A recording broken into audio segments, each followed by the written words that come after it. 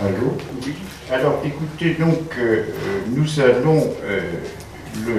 le problème, quand on s'est occupé du paysage, c'est que, finalement, on ne savait pas ce que c'était le paysage. On nous disait, le paysage, on ne peut pas agir sur le paysage, tout simplement parce que le paysage ne peut qu'être la conséquence mécanique des actions des hommes et de l'économie. Donc, prétendre que l'on peut agir sur le paysage, au fond, c'est un mensonge, ça ne peut pas être. Et il a fallu que, d'abord, on voit s'il y a eu des grandes politiques de paysage, de grands paysages, dans l'histoire. Donc ça va faire partie de notre première partie de cet exposé. Et ensuite on va voir quels sont les éléments sur lesquels on peut s'appuyer pour faire des grandes politiques de paysage. Et nous travaillerons sur les méthodes, les concepts, mais également sur un outil spécifiques aux grands paysages que sont les directives paysagères. Voilà. Donc je ne vais pas traiter de l'ensemble de tous les outils qui peuvent se présenter dans votre activité professionnelle. J'insisterai surtout sur les directives paysagères qui ont été instituées par la loi de 93. Alors, d'abord, est-ce qu'il y a eu des politiques de grands paysages? Est-ce que c'est possible? Alors, il y a eu des grandes politiques. Donc, je rappelle d'abord les Romains. Là, vous avez une voie romaine à Bavay, au nord de la France. Cette voie reprend exactement l'itinéraire du temps des Romains et elle est toujours fréquentée. Donc, c'est une liaison entre la France et la Belgique. D'ailleurs, Bavay, c'est très intéressant parce que vous avez toutes sortes de voies qui sont très très claires autour de Bavay. La deuxième grande politique de paysage, eh bien, ce sont les cisterciens. Les cisterciens ont créé les premiers aménagements dans toute l'Europe des paysages. Et Duby dit l'action, la manière de prier des cisterciens a d'abord été de drainer, de créer des terrasses, et finalement les lieux de prière n'ont été que le couronnement d'une œuvre. Donc il y a une position très forte sur le plan des paysages, des cisterciens qui se mettent dans des endroits, des vallées, retirés du monde, mais quand même en contact avec le monde, ou bien qui se sont installés dans des marais. Alors là, vous avez Ceylan, vous voyez, donc qui existe toujours. Le paysage avec son paysage, donc dans une vallée, et donc vous voyez une vallée encaissée, et nous changeons d'abbaye, nous sommes à Bonnecombe, dans l'Aveyron. Donc Bonnecombe dans l'Aveyron qui a essaimé énormément, et là, pour marquer l'importance du rayonnement de ces abbayes, vous avez ici à Poustemé une grange fortifiée. Cette grange fortifiée, entre Bonnecombe et Poustemé, à l'heure actuelle, il faut 3 heures de voiture. Bon, c'est très sinueux, mais c'est pour montrer que c'est un rayonnement des abbayes cisterciennes sur de vastes territoires. Donc, il ne faut pas penser que les abbayes n'ont été qu'agricoles. Les abbayes, les cisterciens ont créé les bases également de la métallurgie, de l'organisation avec les moulins.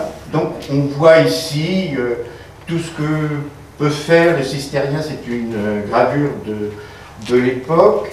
Et là, nous sommes dans un canal d'irrigation. Plus exactement, c'est le canal de 7 fonds, de 100 fonds, pardon, qui sont à Cîteaux. Alors Cîteaux, le problème de Cîteaux, c'est que c'est un pays plat, c'était un pays de marais, et les moines devaient, pour avoir une force motrice suffisamment importante, dériver les cours d'eau pour créer une certaine pente et un certain flux qui permettent d'actionner les moulins. Donc ce canal de 100 fonds qui date donc du XIIe siècle est toujours utilisé, et vous avez des ouvrages comme celui-ci qui est un bon canal, toujours en activité, donc il sert maintenant plus au drainage. Donc vous avez un marquage, de même que les Romains ont marqué le paysage avec notamment en imposant la rectitude du colonisateur. Donc là, vous avez un aménagement qui est fait dans la perspective de développement économique, notamment agricole, avec des implantations sur le sol qui sont toujours visibles. Et ça, dans le guide vert, on vous dit comment aller visiter ces éléments de paysage du XIIe siècle. Merci. Là, nous sommes à Fontenay.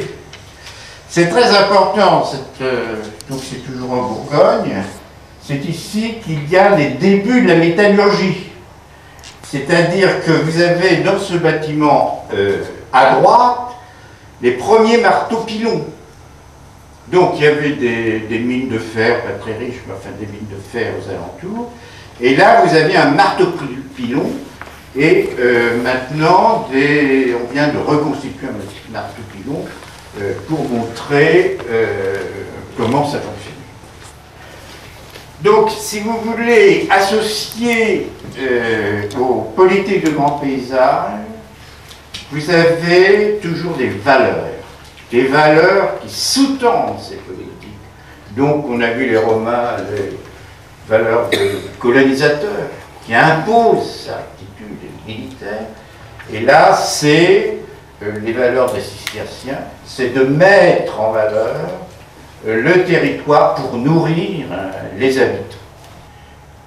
Changement d'époque, changement de projet.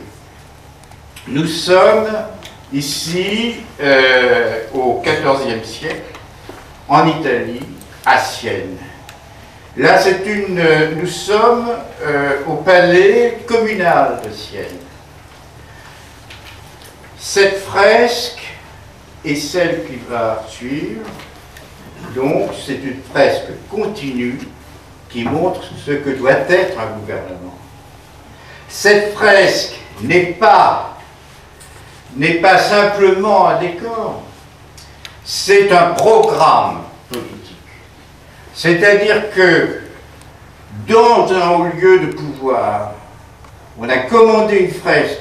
Commander une fresque, ce n'était pas un truc anodin dans une galerie d'un artiste qui est lugubre sur ce qu'il pense que pourrait être un monde idéal. Non.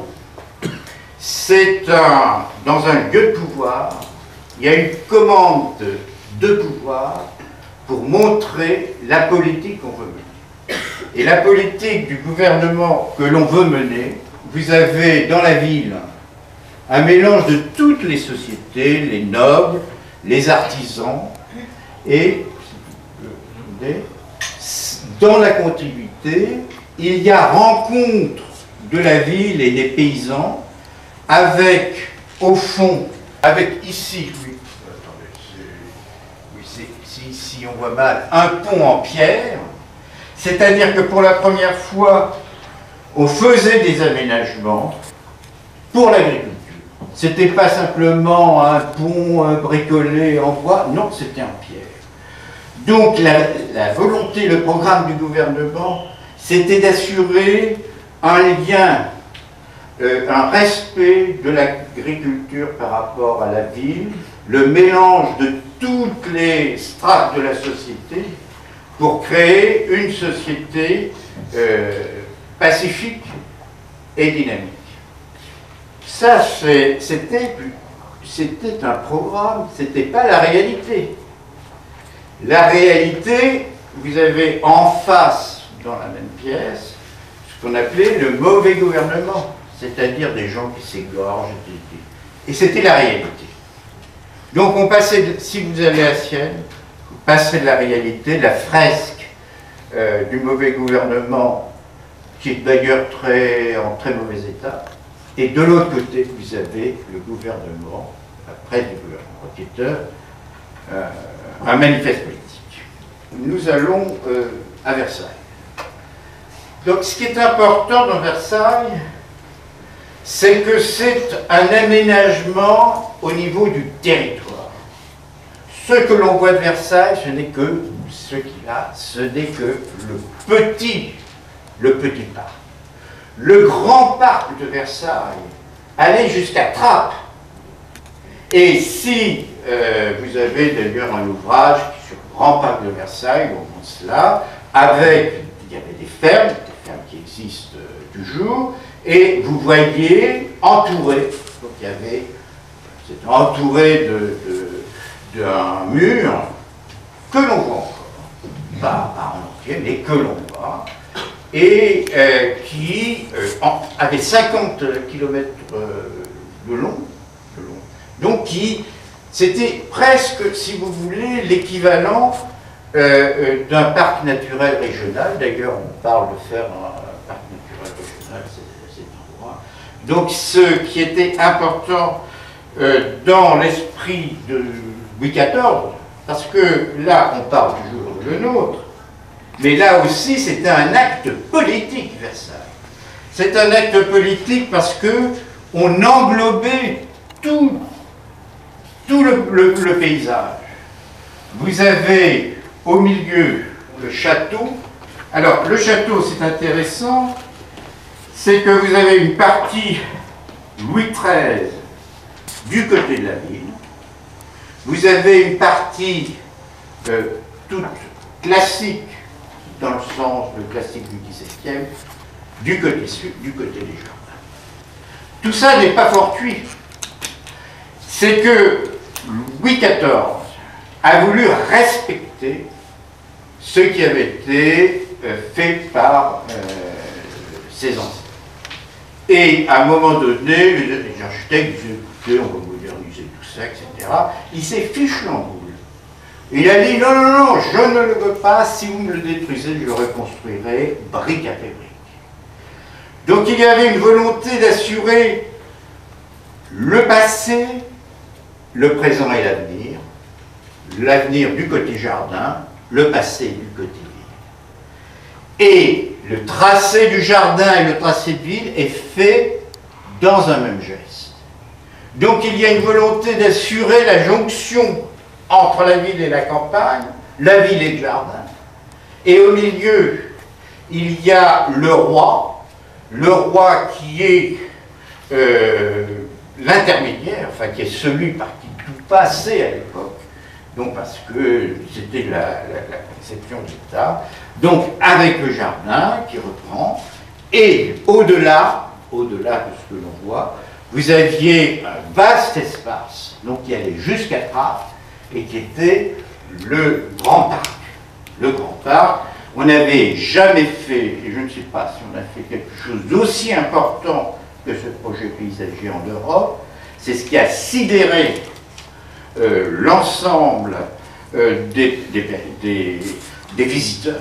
C'est en ampleur. Il y a eu des ampleurs pareilles qu'en Chine, dans les années au royaume des combattants, etc. Il n'en reste plus de traces. Mais c'était en Europe la révolution. Et c'était un projet d'aménagement, de grand aménagement.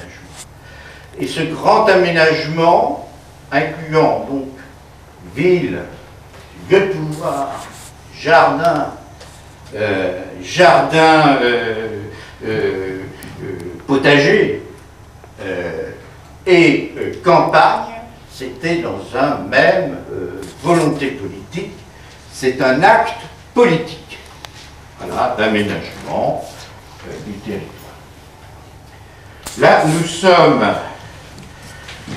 sommes pas dans un lieu de pouvoir, mais nous sommes dans un lieu de réflexion par François-Antoine Roche. Bon, personne ne le connaît, enfin, pas grand monde le connaît.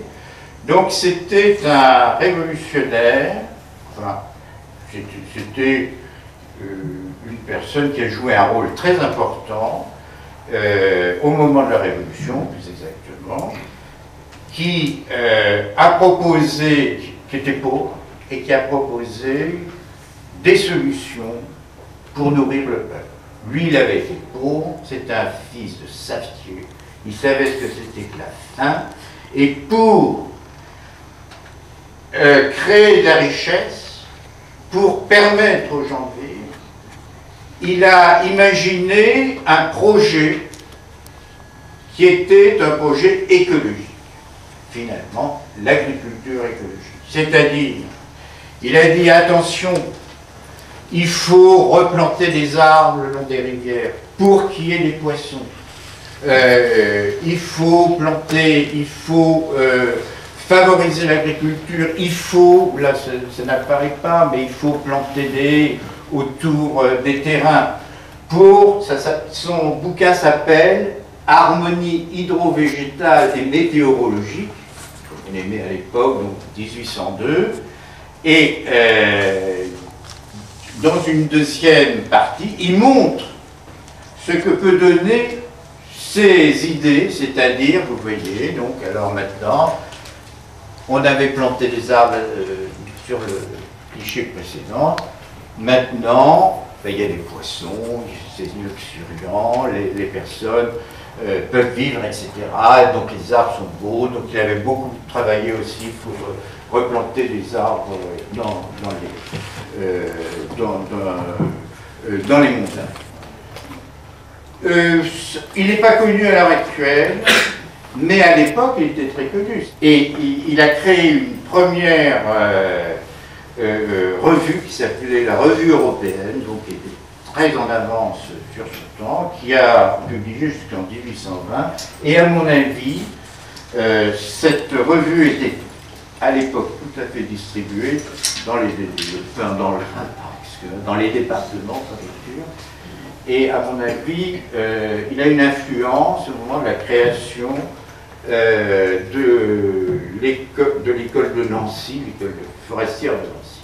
Donc c'est une personne qui a été oubliée, mais qui a eu un rôle non négligeable d'influence à son époque. Alors, on change maintenant de période. Donc, nous sommes ici Napoléon III. Napoléon III qui est très important. Il faut savoir que Napoléon III, finalement, est un beau collègue. C'était un paysagiste, Napoléon III. C'était un paysagiste qui a été formé par sa mère, la reine Hortense, qui a créé un parc, quand il avait dans les 20 ans, un parc à Rennenberg, en Suisse. Et c'est l'impératrice, la reine Hortense, qui avait été elle-même formée par l'impératrice Joséphine, qui, je le rappelle, à Rueil, avait le plus grand jardin de l'époque. C'était sur des centaines d'hectares. Donc, et qui s'était entouré de savants, notamment Bonpland, qui l'avait aidé dans ses recherches. Donc Napoléon III a été formé très tôt à l'art des jardins, tant et si bien quand il a été en Angleterre, il a créé un jardin pour Lord Hamilton. Lord Hamilton disait, quand Napoléon III était empereur, s'il n'a plus de boulot, qu'il vienne, je ferai mon jardinier, Ce qui est important dans Napoléon III, c'est son rôle sur le plan de l'aménagement. Alors, d'abord l'aménagement urbain. Alors, on parle beaucoup de Haussmann, mais le vrai concepteur, c'est Napoléon. Et un des éléments d'aménagement très importants, dans une perspective hygiéniste, c'était d'assurer une structuration de la ville par des trames végétales, des parcs, des jardins, des squares.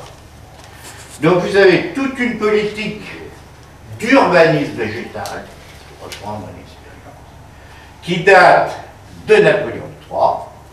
Donc, on pouvait revenir avant. Donc ici, je vous l'ai montré, c'est le square des Batignolles. Je vous le montre parce que c'est un square, 3 hectares. Donc, en pleine ville, toujours très... On voit les immeubles derrière, et qui crée l'illusion, et qui permet finalement un dépaysement pour le peuple parisien. Et c'est toujours en état, et c'est toujours très apprécié. Donc là, nous sommes également dans le dépaysement. Nous sommes au but de Chaumont. Au but de Chaumont, c'est artificiel. Ça ne cache pas que c'est artificiel. Mais cela crée une impression de dépaysement. Et vous voyez, donc, les buts de Chaumont, toujours en activité, avec la ville derrière. Donc, un management urbain très important. Ça, c'est l'extension du Luxembourg. Je vous mets cette photo pour vous signaler une chose, c'est que on ne prête pas assez attention aux subtilités des jardins de l'époque. C'est-à-dire que les plates-bandes ne sont pas plates. Il y a toujours des mouvements, des modulés de jardin, qui font que ce n'est pas ennuyeux. Et regardez bien, donc si vous regardez par exemple l'extension du Luxembourg, donc c'est tout à fait connecté avec le jardin classique précédent, mais vous avez sur tous les squares des modelés qui font la qualité de ces espaces. Là, vous ne devenez pas où on est dans un hôpital. C'est le jardin de l'hôpital. Cet hôpital existe toujours. C'est l'hôpital Saint-Maurice, près de Vincennes. Napoléon III et l'impératrice Eugénie ont créé 2 hôpitaux. Un au Vésinet à l'ouest, un à l'est. C'était des hôpitaux qui étaient faits pour la convalescence des ouvriers du bâtiment, des ouvrières du bâtiment. Ce qui est extraordinaire, c'est que c'est toujours en activité, ça s'occupe toujours de remettre, de permettre la convalescence des ouvriers, des filles, des femmes qui ont des enfants, etc. Et quand vous allez à Saint-Maurice, vous êtes accueillis par l'empereur et par l'impératrice. Donc, ça montre la vision urbaine, c'est-à-dire donc une structuration des espaces par les parcs et jardins, l'histoire, et également avec une vision d'aménagement pour répondre aux besoins de la société industrielle de l'époque. Donc, et puis là, je termine, si vous voulez, par le parc de Sgard, donc de notre époque, enfin de l'époque du siècle dernier maintenant, et qui est une réponse, si vous voulez, aux besoins des grandes réalisations de la fin du siècle dernier. Donc, j'insiste sur cette photo parce qu'on voit que c'est un parc très animé et qu'il y a eu des parcs très importants, des parcs urbains qui ont été les dernières années, enfin les dernières parties du XXe siècle qui ont été réalisées. Je pense que c'est la fin de l'histoire. Voilà, donc on revient à l'histoire. Alors, nous savons que, donc, si vous m'avez suivi, il y a eu des grandes politiques de paysage à l'échelon du territoire. Donc, ça fait le grand paysage d'aménagement, etc. Quand on est dans la situation de l'État ou d'une collectivité, il est évident que c'est que l'on veut maîtriser l'espace. Et pour maîtriser l'espace, il faut avoir des éléments sur lesquels se raccrocher, matériels. Le problème de la France, c'est que on peut s'interroger sur la validité des systèmes d'aménagement du territoire, parce qu'on est dans une situation d'échec.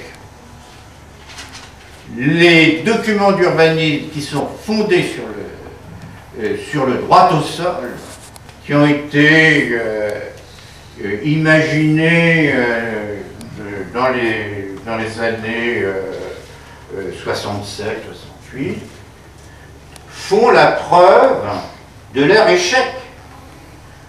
En France, nous consommons une quantité de terres agricoles ou d'environnement extravagante, 3 fois plus que l'Allemagne.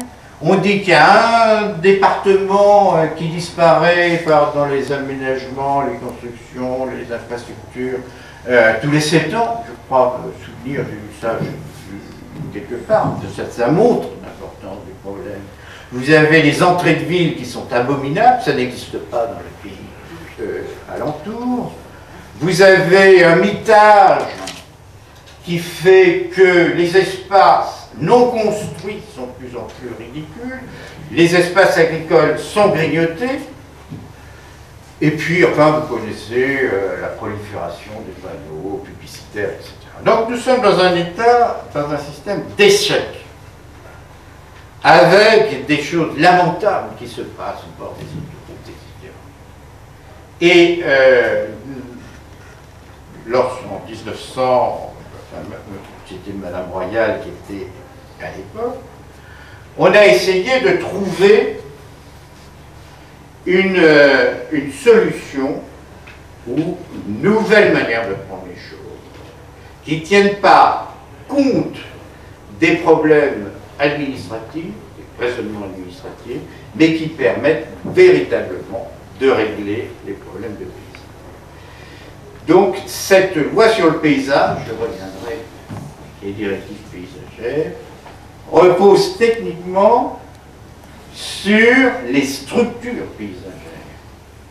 Le terme de structure paysagère n'est pas un truc inventé par le chef de la mission du paysage de l'époque, c'est une notion législative. Donc, nous sommes dans un pays de droit. Il faut quand même s'en souvenir et à quoi correspondent les structures paysagères. Là, vous avez un espace qui est... nous sommes dans la Crau, c'est un espace apparemment vide, finalement beaucoup plus riche qu'on ne le pense. Cet espace qui est très difficile à tenir, nous sommes dans la Crau, ça fonctionne encore. D'ailleurs, les systèmes de transhumance ont été organisés à l'époque de Napoléon III, donc qui a eu une influence dans l'aménagement de détail beaucoup plus grande qu'on ne le pense. Donc ces vides sont des paysages de steppe. Nous sommes dans la structure paysage de steppe. Voilà, c'est pour vous montrer que la Crau ici, vous avez des chercheurs qui sont en train de voir les évolutions de la végétation suivant qu'on déplace souvent les cailloux, parce qu'il y a des plantes qui ne vivent que sous les cailloux, il y a des oiseaux qui vivent que là, etc. Donc ce n'est pas parce que c'est vide que c'est dépourvu d'intérêt sur le plan écologique. Quand on pense écologie, on voit tout de suite bocage, etc. Mais ces pays, ces paysages sont riches sur le plan économique. Ils ont une très grande valeur sur le plan esthétique, parce que on est comme sur la mer, c'est-à-dire vous avez la vue est répartie entre le ciel, qui représente parfois la moitié du champ visuel, et la terre. Donc vous avez une notion qui est tout à fait particulière sur le plan plastique. Là, nous sommes dans les grandes cultures, paysages de grandes cultures, mais également le parcellaire. Donc, une structure importante pour comprendre, c'est le parcellaire qui représente l'histoire des lieux et des potentialités pour agir, notamment pour organiser le système de drainage, mais également pour les coupures végétales. Oui. Nous sommes là dans une nouvelle structure, d'autres structures. Nous sommes dans un bocage, végétal. Le bocage est forcément végétal, mais nous viendrons donc le bocage. La dérivée du bocage, c'est une haie composite. Donc, de plus en plus, dans les milieux urbains, on utilise des haies composites avec, au lieu d'avoir des haies de touillard, des haies composites. La autre structure, ce sont les plantations d'aliments. Alors, les écolos vous disent, ça ne nous intéresse pas. Ça ne nous intéresse pas, il n'y a pas de rapport biovégétal. Et ce n'est pas le problème. Là, c'est un problème de structuration de l'espace, avec des effets paysagers très clairs, d'ouverture latérale, cadrage des vues, et la voûte qui qui crée une espèce d'orientation qui permet d'anticiper sur la lecture et sur ce que l'on va rencontrer. Donc là, vous avez toujours l'utilisation des plantations d'aliments, avec un rôle urbanistique, d'art urbain important, avec la séparation entre la rue, les espaces piétons et l'espace pour les vélos. Donc vous avez d'une structure végétale claire, permet de mettre de l'ordre dans l'urbanisation et de permettre à la fois la compréhension de l'espace, mais également de créer des ambiances pour les différents usagers qui sont parallèles, tout à fait agréables. Donc on est à Rennes. Voilà. Ça c'est à Londres, dans la ville de Londres, Greenwich. Je vous la montre parce que ça montre les plantations d'aliments en Grande-Bretagne avec des arbres de plein G pour lesquels la structure a été respectée. Donc ce sont des arbres bien G qui sont à 15 mètres les uns des autres. Alors je crois qu'il y a une réflexion des paysagistes sur les plantations d'aliments en France, parce qu'on fait des plantations toujours trop serrées. ce qui ne permet pas l'épanouissement des arbres d'aliments. Et pourtant, vous voyez, il s'agit bien d'arbres d'aliments, avec le tronc, qui permet de voir, qui crée une impression de colonne, qui structure la vie, et en même temps d'épanouissement. Vous n'avez pas, et n'en êtes pas obligé sans arrêt d'élaguer, et puis parfois d'élaguer mal, etc. Donc, je n'ai pas de conseils à vous donner, mais essayez de ne pas planter trop serré. Là, nous sommes dans une plantation d'aliments à Tananarive. C'est un jacaranda. Ce sont des jacarandas. Voilà.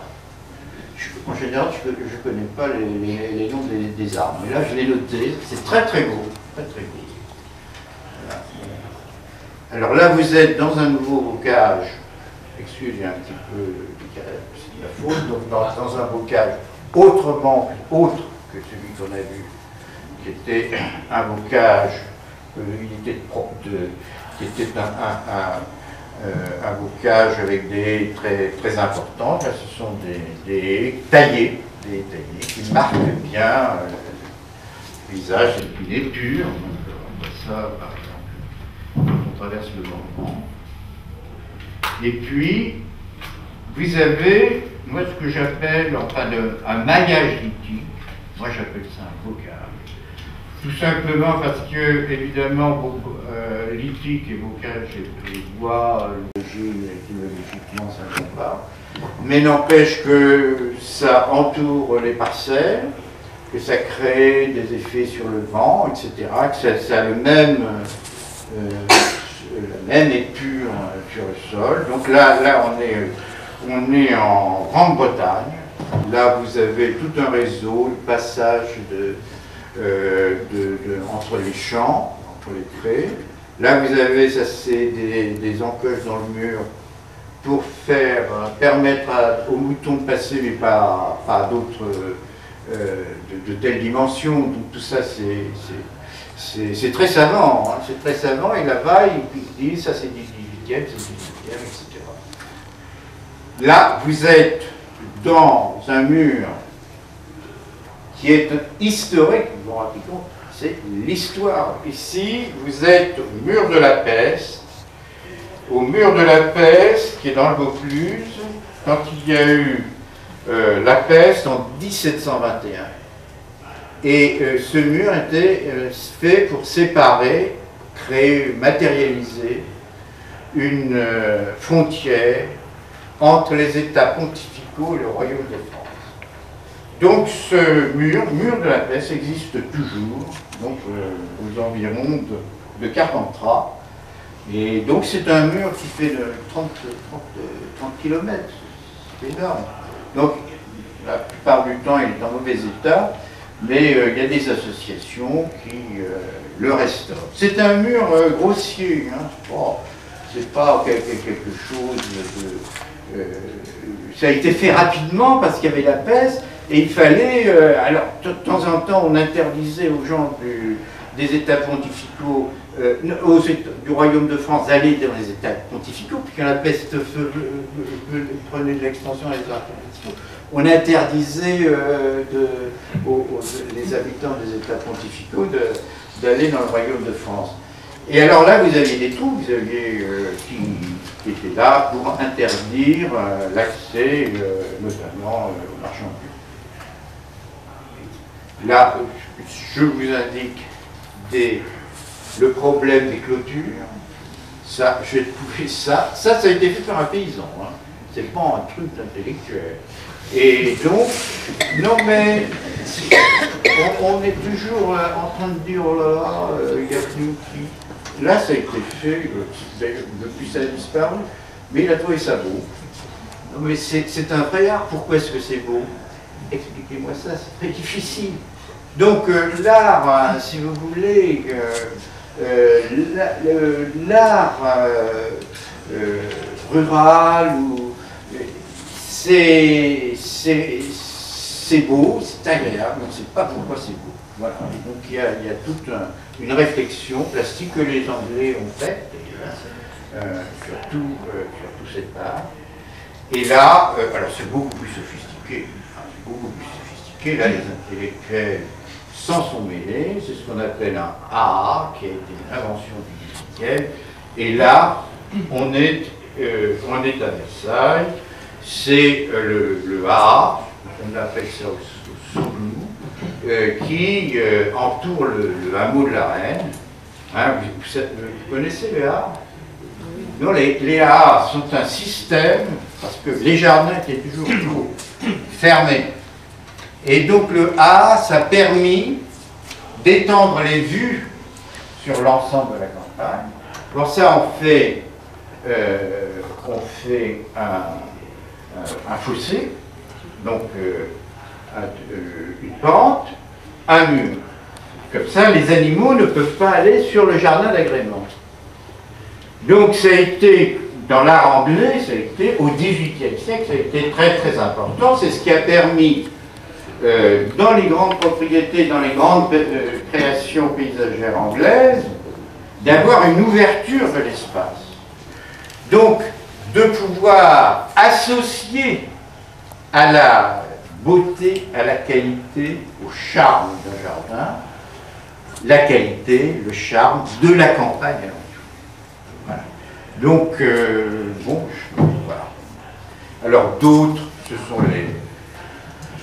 sont les chemins, autre structure très importante, la structure paysage des jardins. Ça permet de voir en profondeur la qualité de l'environnement.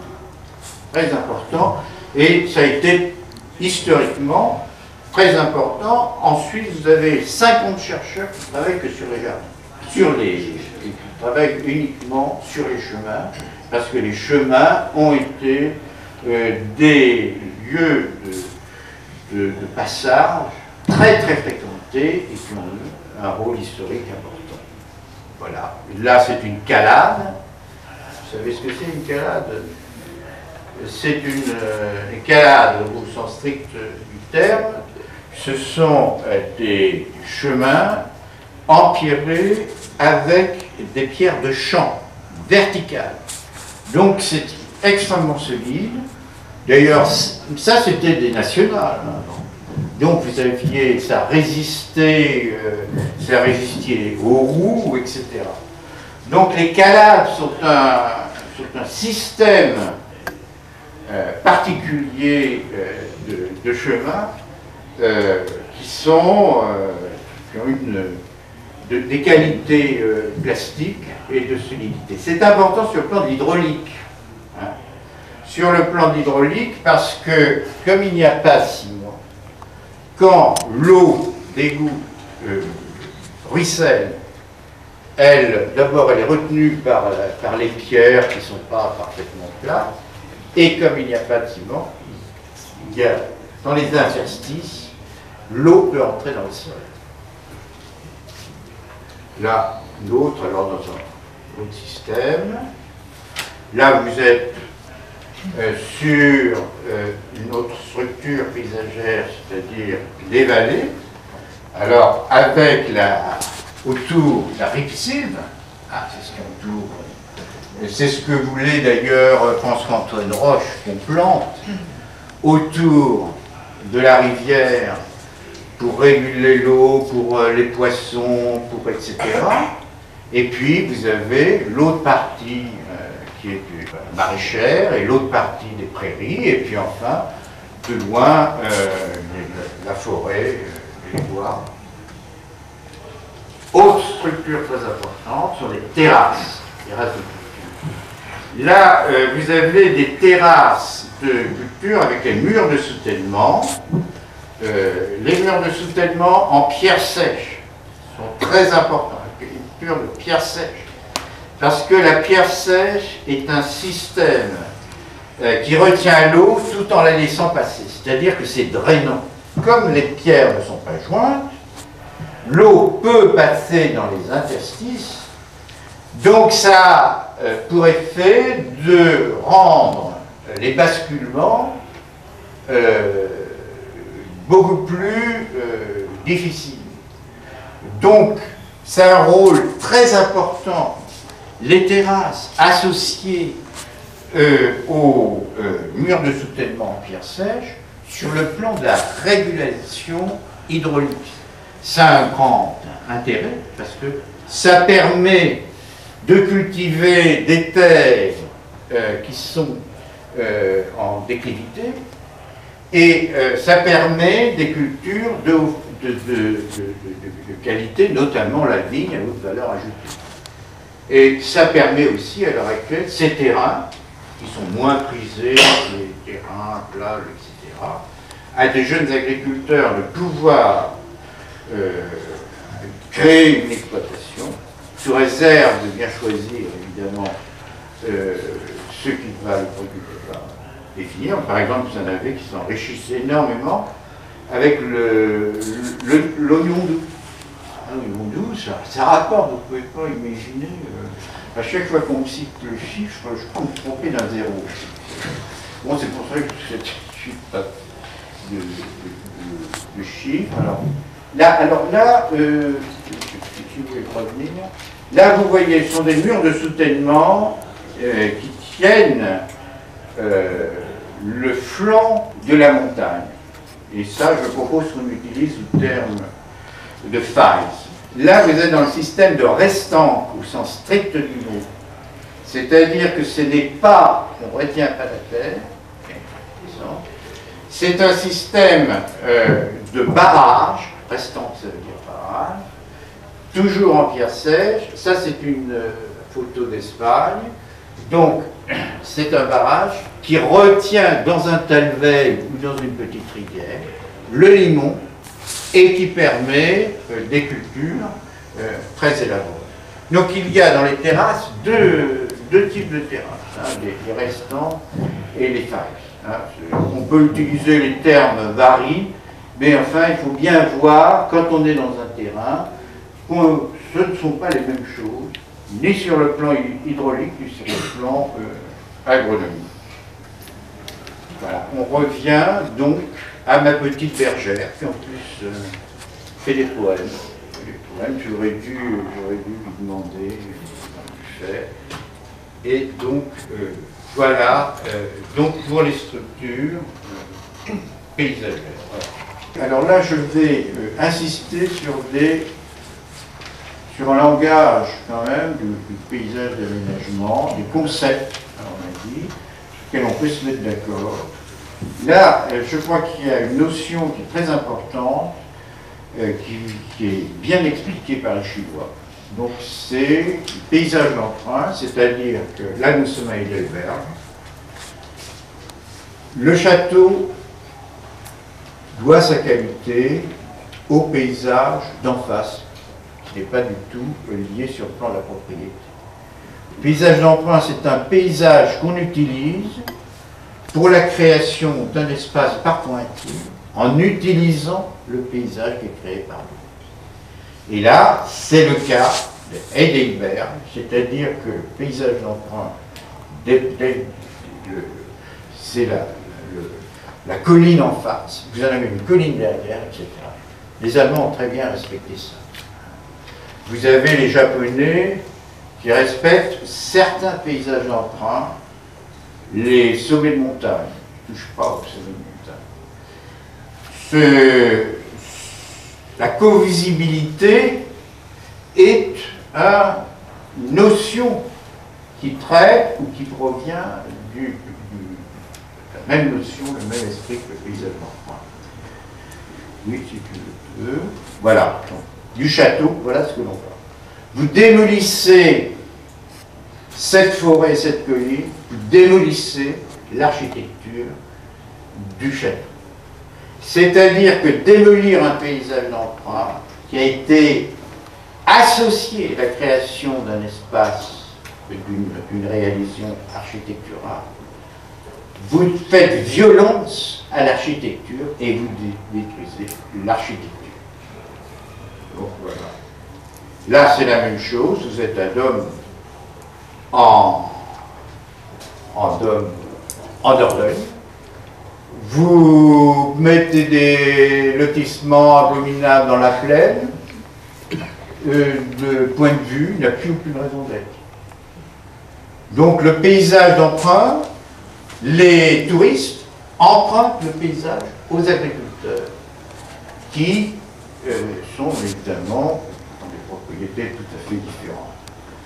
Voilà, donc voilà ce qu'ils voient. Vous démolissez ça, plus le paysage d'emprunt est détruit, vous détruisez l'intérêt de ce belvédère.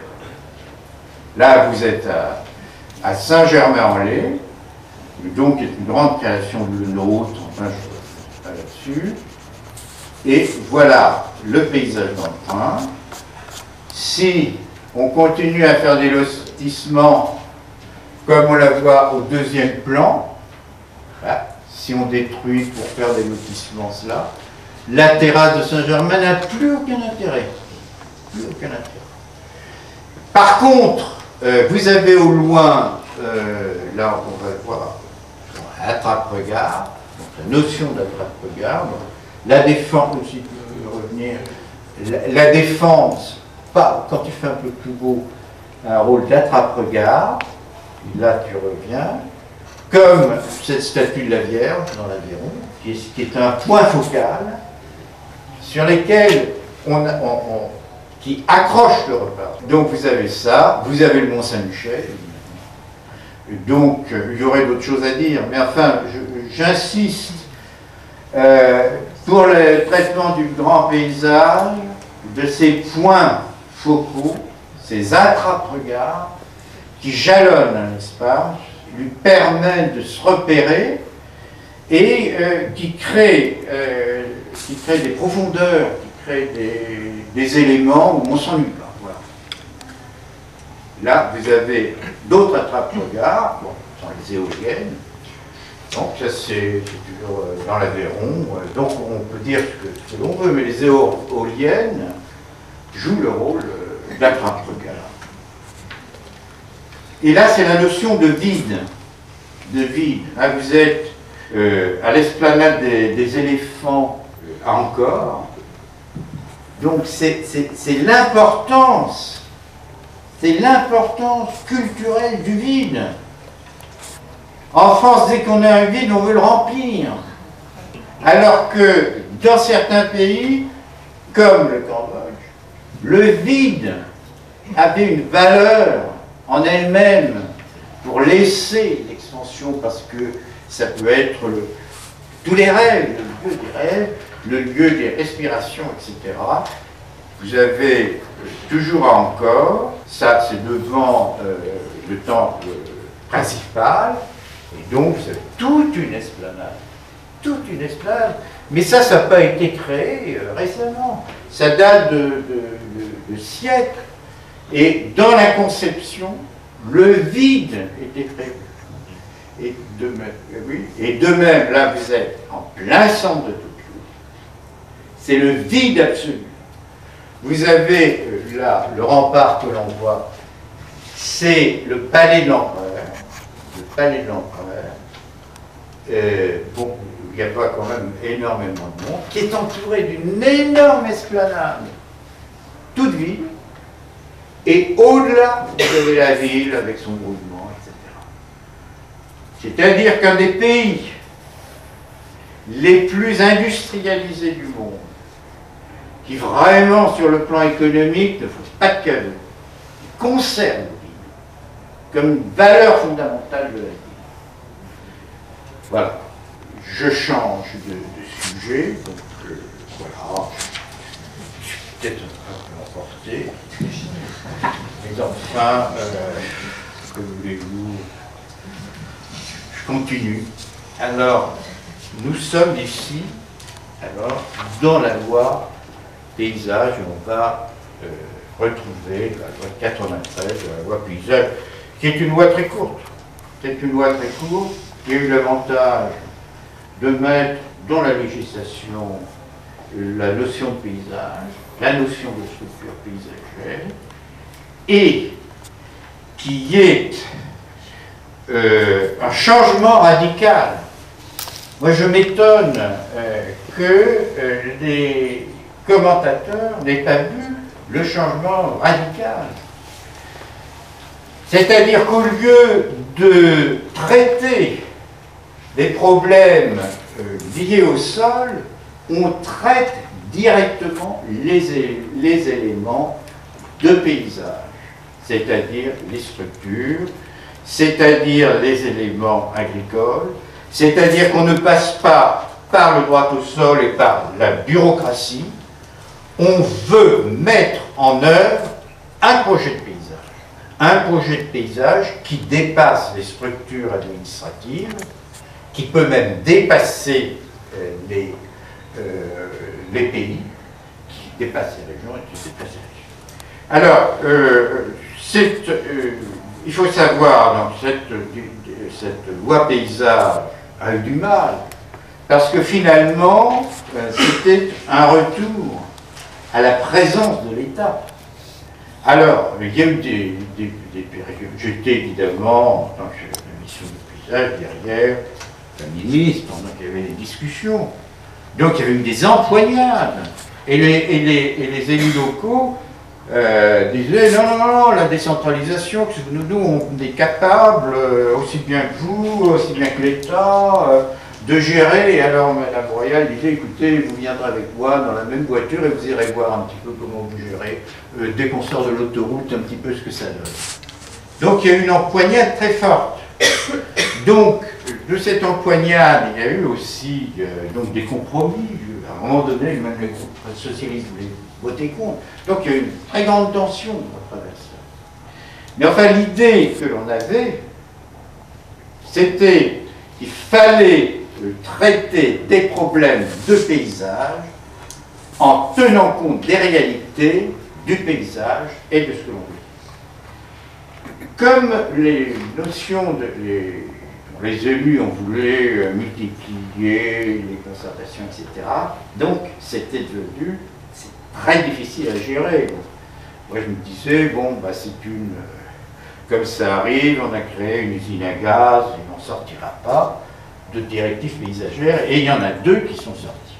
Si vous voulez, les directives paysagères, qu'est-ce que c'est? Donc, alors, il y en a 2 qui sont sorties.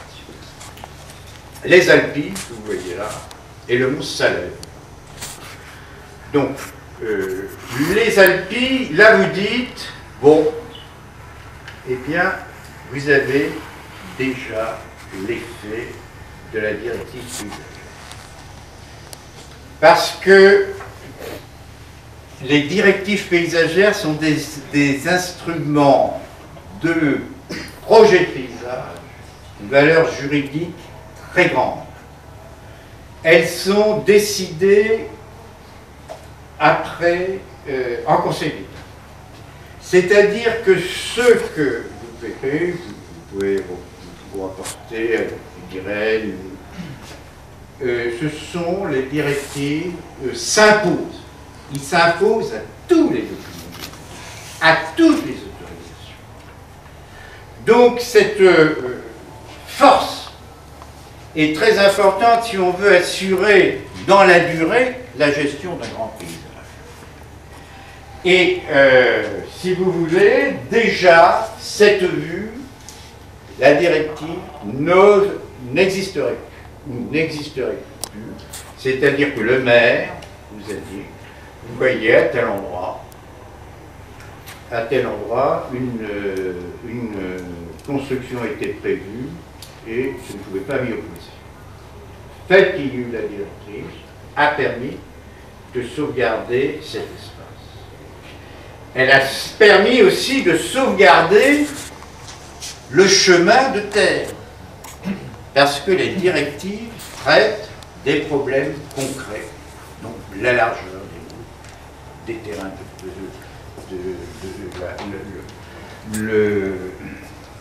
le matériel, le sol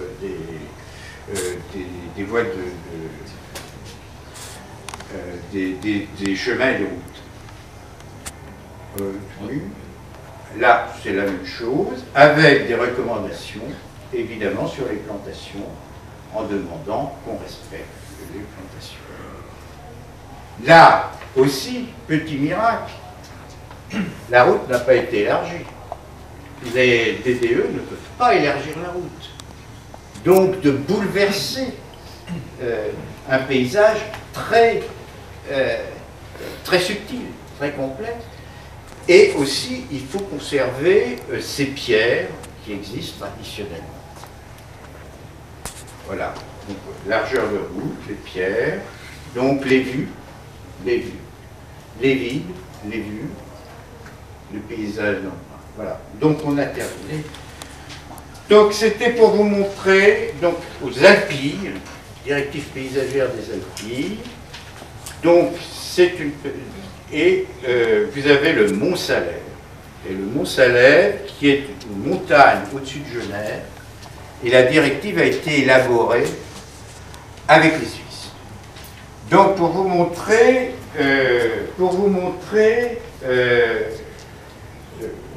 que c'est un moyen de traiter les vrais problèmes qui se posent sur un espace, de trouver des solutions pour trouver les problèmes, pour régler les problèmes, et d'imposer un certain nombre de règles qui permettent d'avoir une gestion durable de l'espace. Parce que les maires, ils ont adhéré à la directive, et puis après, les postes, ils disent « Oh, comment la directive, qu'est-ce que c'est que ce machin, etc. » La directive est là, elle encadre. Les volontés ne sont pas des volontés qui peuvent être remises en question. Donc, alors évidemment, si vous interrogez les gens qui s'occupent de la Salève et les gens qui s'occupent des Alpilles, c'est un boulot énorme. Mais enfin, on s'en moque du boulot des services administratifs. Un paysage de sauvegarde, c'est toujours un combat, c'est toujours une action. Mais là, si, au lieu de faire des postes, des dos, des trucs, et puis surtout de faire des atlas, de faire des contrats pour le paysage, etc., qui n'ont pas de valeur, parce que où vous avez la réglementation par rapport au droit du sol, où vous avez, pour agir, des documents contractuels qui n'ont pas de valeur juridique, Quand vous avez, par exemple, un contrat, une charte, etc., quelle est la valeur juridique? Quel contentieux vous allez faire? Quand l'État s'engage, par exemple, à faire ceci et qu'il dit, bah non, je ne le fais pas, quel recours possible? Pas de recours possible. Donc la directive paysagère est le seul élément qui est une force indiscutable sur le plan. Voilà. Donc, qu'est-ce qu'elle permet? Donc, elle permet de gérer les de permettre une gestion discontinue de l'espace, c'est-à-dire on sort du zoning pour dire ben, c'est cette haie qu'on va sauvegarder, cette vue, cette accroche regard, etc. On va proposer des mesures concrètes pour assurer la pérennité du dossier. Et on va faire des instruments juridiques dans un langage clair et compréhensible. Ces deux directives paysagères, quand elles sont passées en Conseil d'État, le Conseil d'État a félicité ceux qui ont rédigé ces directives. Et si vous donnez la peine, et moi je crois que les paysagistes doivent étudier ces documents de toute manière, vous remarquerez que c'est très lisible, très compréhensible, etc. C'est-à-dire que les vrais juristes, le Conseil d'État, les grands juristes, estiment que la clarté d'expression est un effet de valeur juridique et de qualité des instruments. Donc on ne passe pas dans les trucs des machins, des trucs des A, B, C, on dit on sauvegarde ça. On sauvegarde ces vues, on sauvegarde ces dimensions, et c'est considéré par les meilleurs juristes de France comme de bons instruments juridiques. La confusion, les termes figuriques, etc., qu'aiment bien les juristes, ce ne sont pas ceux des vrais juristes. Je m'excuse, mais dans les codes, dans les principes des codes Napoléon, etc., vous avez des principes clairs. Donc comprenez, eh bien c'est la même chose qui a été fait par ces deux structures, les DIREN, les Bouches-du-Rhône et de la DDE de Haute-Savoie et de la DDA de Savoie, il y a eu plusieurs. Donc je crois. Alors, par exemple, je vais vous donner des exemples concrets. Par exemple, pour le Mont-Salève, alors, vous avez les directives, c'est favoriser le développement de l'activité pastorale. Donc on sort du droit au sol.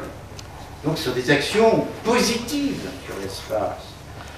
Et protéger, mettre en valeur le patrimoine architectural et archéologique. Entretenir et renouveler les formations arborées qui existaient. Limiter l'impact des réseaux aériens.